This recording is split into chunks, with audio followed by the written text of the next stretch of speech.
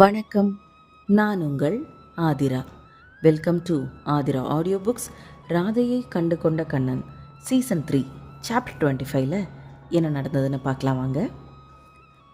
S baby, நானும் என்னோட rest of the life ஃபுல்லாக உன் டேடியோட சந்தோஷமாக லைஃப்பை வாழணும்னு தான் அவரை கல்யாணம் பண்ணிக்கிட்டேன். இதோ இன்னைக்கு உன் கண் முன்னாடி நாங்கள் 2 பேரும் பல வருஷமாக எங்களோட வாழ்க்கையை சந்தோஷமாக தான் வாழ்ந்துட்டுருக்கோம் என்றாள் ராதா. இதை கேட்டதும் ராதிஷா, அப்படி என்றால் ஆம் mummy, am I in love என்றாள். ராதிஷாவிற்கு இன்னும் குழப்பம்தான். ஆனால் அவளுடைய தாயின் பதில் இன்னும் அவளை குழப்பத்திற்கு இழுத்துச் சென்றது. நான் அதை டிசைட் பண்ண முடியாதுடா செல்லம். உன்னோட மனசு என்ன சொல்லுதுன்னு அமைதியாக கேளு. கண்டிப்பாக நீ தேடும் பதில் உனக்கு கிடைக்கும் என்றாள் ராதா பொறுமையாக. மம்மி, கண்டிப்பாக நான் பதிலை கண்டுபிடிச்சிடுவேன்னு நினைக்கிறீங்களா என மீண்டும் கேட்டாள் ராதிஷா.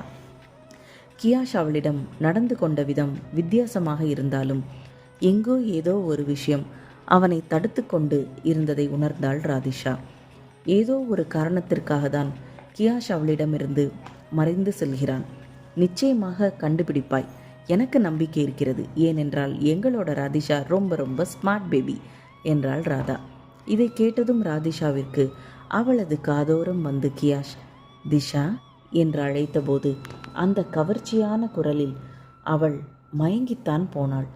அந்த குரல் அவளது காதுகளில் மீண்டும் மீண்டும் ஒலித்து கொண்டே இருந்தது. அந்த நொடி அவளது தாய் அவளுக்கு என்ன சொல்ல விரும்பினாள் என்பதை புரிந்து கொண்டாள் ராதிஷா. மம்மி, எனக்கு இப்போது புரிகிறது என்றாள் ராதிஷா. ஏதோ அவளது குழப்பங்கள் முழுவதும் தீர்ந்தது போல். குட், ஹாப்பியாக இரு. உங்கள் டேடி இங்கே இருக்காங்க. அவருக்கு இன்னும் உன் மேலே உள்ள கோபம் குறையலை. நான் இப்போது ஃபோனை வைக்கிறேன், அப்புறமா உன்கிட்ட பேசுகிறேன். உடம்பை பார்த்துக்கோ என்றாள் ராதா திடீரென படபடப்பாக. ராதா ஃபோனை வைத்து விட்டாள். இவ்வளவு வேகமாக அப்பாவை பார்த்ததும் ஃபோனை பட்டென்று வைத்துவிட்டு ஓடிச் சென்று விட்டாள் அம்மா. அவள் வீட்டை விட்டு வெளியே வந்து இத்தனை நாட்கள் ஆகியும் அவளுடைய தந்தைக்கு அவளை பற்றிய கவலை சிறு துளியும் இருப்பது போல் தெரியவில்லை. இதுவே அவளது தாய் வீட்டை விட்டு வெளியே சென்றிருந்தால் இந்நேரம் ஓடி சென்று அவளை வீட்டிற்கு அழைத்து வந்திருப்பார் இந்த அப்பா. எங்கோ ஓரிடத்தில் அவளது அப்பா அவளது அம்மா ராதாவிற்கு தான் முக்கியத்துவம் கொடுக்கிறார் என்று தோன்றியது ராதிஷாவிற்கு. உடனே அவளது வாயிலிருந்து அவளையும் மீறி பேட் டேடி என்றாள்.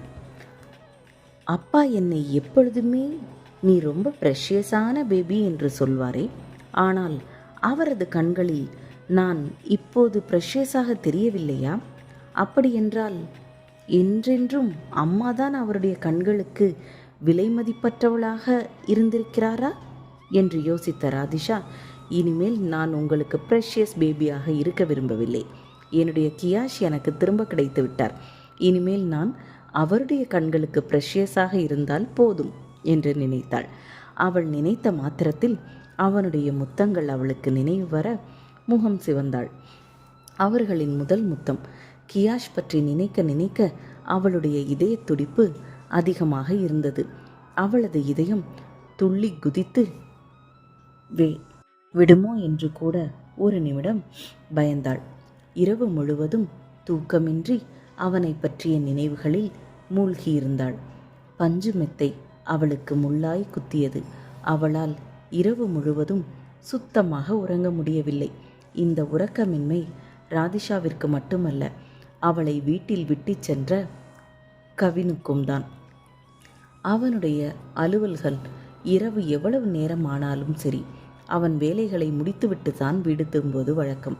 அதேபோல் காலை 6 மணிக்கு எழுந்து அவனுடைய வேலைகளை தொடங்குவான். அன்றும் அப்படித்தான்.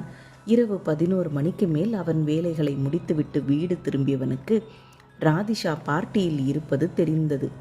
அவளை அழைத்து வர உடனே சென்று விட்டான். அவனே எதிர்பார்க்காதபடி அவளிடம் சமாதானமாக பேச வேண்டியதாயிற்று. அதன்பின் அவளை பத்திரமாக ஈஸ்வரனின் வீட்டில் விட்டுவிட்டு அவன் வீடு வந்து சேர்ந்தபோது கிட்டத்தட்ட விடியலை தேடிக்கொண்டிருந்தது வானம். இன்று அவனுக்கு தூங்க நேரமில்லை. ஆனாலும் அவன் உற்சாகமாக காணப்பட்டான். அவனது வீட்டின் ஜன்னல் திரையை விலக்கி ஈஸ்வரனின் வீடு இருந்த திசையை பார்த்து கொண்டிருந்தான். அவனையும் அறியாமல் ஒரு புன்னகை அவன் உதட்டில் தவழ்ந்தது. அவன் உதடுகளை தொட்டு பார்த்து கொண்டான். இன்னும் இதில் அவனுடைய ராதிஷாவின் தீண்டலும் வாசமும் இருந்ததை உணர்ந்தான். இன்று அவனுடைய செயல் அவனுக்கே புரியாதபடி இருந்தது. எப்பொழுதும் சுய கட்டுப்பாட்டுடன் பொறுமையாக ஒவ்வொரு விஷயத்தையும் கையாளும் கவின் இன்று அவனையும் மீறி ஏதேதோ நடந்துவிட்டது.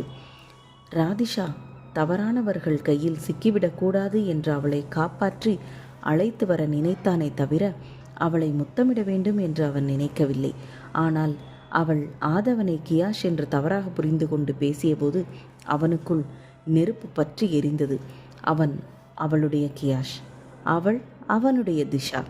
இதற்கு இடையில் யாரோ ஒருவனை அவள் கியாஷ் என்று நினைத்ததற்கு சற்று வருத்தப்பட்ட கவின் அதே நேரம் அவளை தண்டிக்கத்தான் முதலில் முத்தமிட்டான். அந்த முத்தத்தில் அவன்தான் கியாஷ் என்பதையும் நிச்சயம் அவள் உணர்ந்து கொள்வாள் என்று நம்பினான்.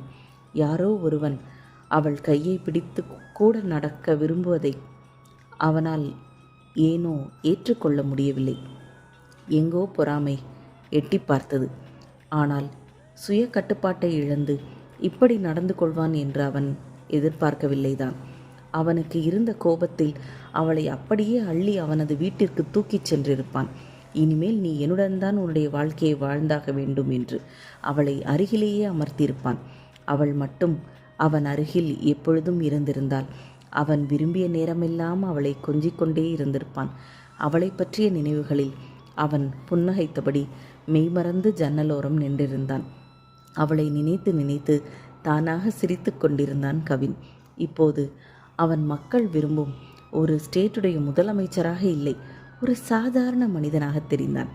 ராதிஷாவை நினைத்த போதுதான் அவன் ஒரு சாதாரண மனிதன் என்பதே அவனுக்கு நினைவிற்கு வந்தது. அவனுக்கான ஒருவள் அவன் அருகில் இருக்கிறாள். அவளைத்தான் அவன் மனதார காதலிக்கிறான். அவளை திருமணம் செய்து வாழ்க்கையில் சந்தோஷமாக இருக்க இதயபூர்வமாக விரும்புகிறான். அவனுடைய பதவி அவனுக்கு பெரும் சுமையாகப்பட்டது. நடக்கவிருக்கும் அரேஞ்ச் மேரேஜ் பற்றி யோசித்து பார்த்தால் அவனுடைய கல்யாணத்தை கூட அவனால் முடிவு செய்ய இயலவில்லை என்றால் இது என்ன வாழ்க்கை என்று அவன் மேல் அவனுக்கே வெறுப்பு ஏற்பட்டது. டிடிங் என்று மொபைலில் SMS வந்த சத்தம் கேட்டது. யாருடா இந்நேரத்தில் விடிஞ்சு விடியாமல் மெசேஜ் பண்ணுறது என்று நம்ம சிஎம் யோசிச்சிட்ருப்பாரு. யார் மெசேஜ் பண்ணான்னு நெக்ஸ்ட் எபிசோடில் பார்க்கலாம். பாய் வியூவர்ஸ்.